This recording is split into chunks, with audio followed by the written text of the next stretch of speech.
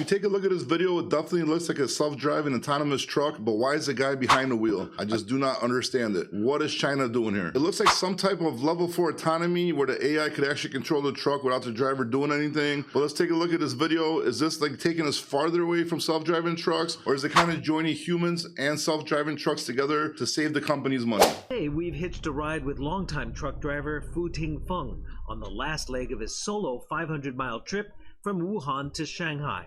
Normally, such a journey would require 2 drivers taking turns. But Fu, for the better part of a year now, has been driving one of the 3,000 tractor-trailers in China equipped with an advanced driver assistance system from Chinese startup Inceptio Technology, which takes a lot of the driving of the 31-ton rig out of his hands. So right now, basically, all we know is that he's sitting there and the truck is driving itself. Since it said it takes out of his hands, let's continue with the video, see what else we can find out here. When people are visually fatigued, for example when changing lanes, you think the distance between the vehicles is enough, right? Then you turn the steering wheel and it is normal to get a scratch. You can see on the screen that the radar and camera must have reached a certain distance, a safe distance between the vehicles, before it allows the lane change. Driver assistance technology is facing intense scrutiny in China since a fatal crash in March of a Xiaomi SU7 EV that had its autopilot system turned on. When this ADAS system is engaged, Fu doesn't need to keep his foot on the pedals, as the rig handles acceleration and braking, as well as lane changes. So basically, it looks like there's some kind of big accident. This rig, does everything for him, what it looks like.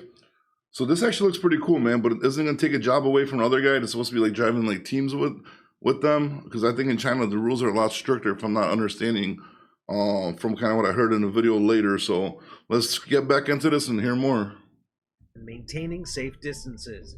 Inceptio has logged more than 215 million accident-free operational kilometers. There's a lot of congestion ahead. Lots of traffic. Yes, but the system can handle all kinds of road conditions. Doesn't matter if there's a traffic jam. 6 cameras, 5 radars, and 1 LiDAR sensor help the truck navigate most hazards. And remote monitoring makes sure Fu is not over. Like, this is the bad part. Like, they got front-facing cameras. That's crazy, bro. Look how little room there is in that truck, and then you gotta like sleep in there in the back. What if you want to have like some private time or something? You ain't having that. That's absolutely crazy. I mean, there's a lot of sensors, a lot of stuff going on with this truck. I mean, I think it is pretty cool to like, as long as the drivers are not losing their jobs. Like, if you're inside of like an autonomous truck and you're just like chilling, making sure everything goes okay.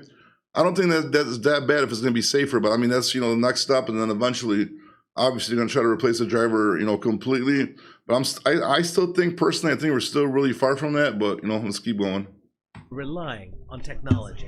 So he's saying the sensor there up at the windshield will tell if he's drowsing off, and then the seatbelt will shake, and the seat will shake to kind of wake him up. That's crazy. The seatbelt will tighten on you.